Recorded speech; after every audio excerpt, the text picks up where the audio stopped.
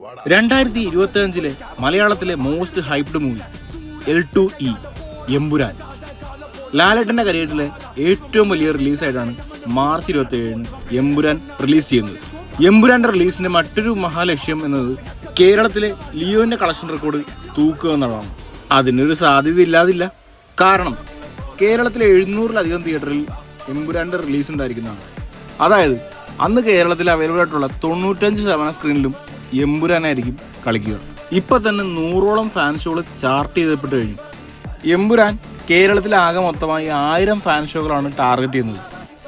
ഇതുവരെ മരക്കാറാണ് ഫാൻ ഷോകൾക്ക് മുന്നിൽ നിൽക്കുന്നത്. 777 ഫാൻ ആണ് മരക്കാർ ഓടിച്ചത്. 2ാം സ്ഥാനത്ത് എത്തുന്നത് നമ്മുടെ ലിയോ ആണ്, 485 ഫാൻ ഷോ. അപ്പോൾ ഇതിനെയെല്ലാം മറികടന്ന് എമ്പുരാൻ ടോപ്പ് പൊസിഷനിൽ കയറാനാണ് പ്ലാൻ ചെയ്യുന്നത്. എമ്പുരാൻ്റെ ഫാൻ ഷോ 12 മണിക്ക് തുടങ്ങുമെന്നാണ് അറിയാൻ സാധിക്കുന്നത്. ഒരു എക്സ്ട്രാ പോസിറ്റീവ് റെസ്പോൺസ് വന്നാൽ പടം നിന്ന് കത്തും. ഒരു ദിവസം ഒരു തിയേറ്ററിൽ 7 ഷോ ഓടിച്ചു കഴിഞ്ഞാൽ ഒന്ന് ആലോചിച്ച് നോക്കിയാൽ മതി. മെഗാസ്റ്റാർ പടം ബസൂക്ക പടത്തിൻ്റെ റിലീസ് പിന്നെ മാറ്റി ഏപ്രിൽ 10 ഉറപ്പിച്ചിട്ടുണ്ട്. കുറച്ചധികമായി റിലീസ് നീണ്ടുപോകുന്ന ഒരു മമ്മൂട്ടി സിനിമയാണ് ബസൂക്ക. എന്നിലെ മമ്മൂട്ടി ഭ്രാന്തിന് അത് ഒട്ടും ദഹിക്കുന്നില്ല. ഇനി ഏപ്രിൽ 10 വരെ ക്ഷമിക്കണം. ഇനി മാറില്ലെന്ന് വിശ്വസിച്ചുകൊണ്ട് മമ്മൂട്ടി ചേട്ടന്റെ ഒരു ആരാധകൻ. അല്ല ബബ്ബ. ദിലീപ്, വിനീത് ശ്രീനിവാസൻ, ധ്യാൻ ശ്രീനിവാസൻ എന്നിവരുടെ ഒരു സിനിമയാണ് ബബ്ബ. ഞാൻ പറയുമ്പോൾ കോഴി വിളിക്കണമില്ലേ. ഇതിലെങ്കിലും ദിലീപേട്ടൻ ഒരു കംബാക്ക് കണ്ടാൽ മതിയായിരുന്നു. മലയാളത്തിലെ ഒരു ഡിഫറെൻ്റ് ആയിട്ടുള്ള ഒരു എക്സ്പെരിമെൻ്റൽ പടമാണ് ബ. പടത്തിൻ്റെ ഭാഗത്തുനിന്ന് ഒരു അപ്ഡേറ്റ് വന്നിട്ടുണ്ട്. ഊഹിക്കാവോ? നമ്മുടെ ലാലേട്ടൻ ക്യാമിയോ റോളിൽ വരുന്നു. അത് കൺഫേം ആക്കിയിട്ടുണ്ട്, അതും ഒഫീഷ്യലായി തന്നെ. അടുത്ത മാസമാണ് പടത്തിൻ്റെ നെക്സ്റ്റ് ഷെഡ്യൂൾ ഷൂട്ടിംഗ്. അതിൽ ലാലേട്ടൻ്റെ ഷൂട്ടിംഗ് ഉണ്ട്. 2 ആഴ്ച മുമ്പായിരുന്നു ഫസ്റ്റ് ഷെഡ്യൂൾ കഴിഞ്ഞത്. അതിൽ ലാലേട്ടനും ദിലീപും ഒരു കോമ്പിനേഷൻ സീനുണ്ട്. അതുമാത്രമല്ല പടത്തിനൊരു കണ്ടിന്യൂറ്റി ഉണ്ടായിരിക്കുന്നതാണ് അറിയാൻ സാധിച്ചത്. അടുത്തത് മഹേഷ് നാരായണൻ പടം MMNM. എന്ത് തേങ്ങയാണോ പേരിടത്ത മമ്മൂട്ടി മോഹൻലാൽ ചിത്രത്തിന് അത്യാവശ്യമായിട്ടൊരു പേരിടണമെന്ന് ഞാൻ അപേക്ഷിക്കുന്നു. മെഗാസ്റ്റാർസ് ഉള്ള ഈ ഒരു സിനിമയ്ക്ക് പുറമെ മറ്റൊരു സിനിമയും കൂടി കൺഫേം ആക്കിയിട്ടുണ്ട്. അതിൽ ഇവർക്ക് പുറമെ നമ്മുടെ ഇല്ലുമിനാറ്റി സ്റ്റാർ പൃഥ്വിരാജും ഉണ്ട്. ഇതൊക്കെ ഉള്ള തന്നെയാണ് എന്തോ. Mammootty company, Aashirvad cinemas, Prithviraj production എന്നീ പ്രൊഡക്ഷൻ ഹൗസിൽ ഇറങ്ങുന്ന ഈ സിനിമയുടെ director വൈശാഖാണ്.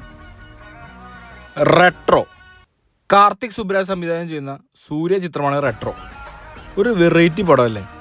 May 1 Retro world wide ആയിട്ട് തിയേറ്ററിൽ റിലീസ് ചെയ്യുന്നത്. കാർത്തിക് സുബ്രാജ് കൺഫേം ആക്കിയ മറ്റൊരു കാര്യം എന്താണെന്ന് വെച്ചാൽ റെട്രോ ഒരു ഗ്യാങ്സ്റ്റർ സിനിമ അല്ലെന്നാണ്. അതെ, ഇതിൽ പാസം ഇർക്ക്, അച്ഛൻ പാസം, ലവർ പാസം എന്നീ പാസങ്ങൾ ഇർക്ക്. ഇതൊരു റെട്രോ വൈബിൽ എൻജോയ് ചെയ്യാൻ പറ്റിയ ഒരു കൊമേഴ്സ്യൽ സിനിമാറ്റിക് റൊമാൻറ്റിക് കോമഡി പടമെന്നാണ് കാർത്തിക് സുബ്രാജ് അവകാശപ്പെട്ടത്. കഴിഞ്ഞ ദിവസം പുള്ളി കുറച്ചും കൂടി അപ്ഡേറ്റ് പുറത്തു വിട്ടപ്പോൾ സിനിമ കുറച്ച് എനിക്ക് കത്തിയിട്ടുണ്ട്. ഞാനതിപ്പോൾ ഇവിടെ പറഞ്ഞു കഴിഞ്ഞാൽ മൊത്തം ഒരു വല്ലാത്ത അവസ്ഥയായി പോകും. എന്നിരുന്നാലും എനിക്ക് തോന്നിയ ചില കാര്യങ്ങൾ പറയാം. നമ്മുടെ ജോജു ചേട്ടനാണ് സൂര്യയുടെ അച്ഛൻ്റെ റോൾ ചെയ്യുന്നത്. പുള്ളി ഒരു റിട്ടയർഡ് ഗ്യാങ്സ്റ്ററാണ്. പുള്ളിയുടെ സാമ്രാജ്യം കാര്യങ്ങളെല്ലാം സ്വന്തം മോനെ ഏൽപ്പിച്ച് പുള്ളി റിട്ടയർ ആവുകയാണ്.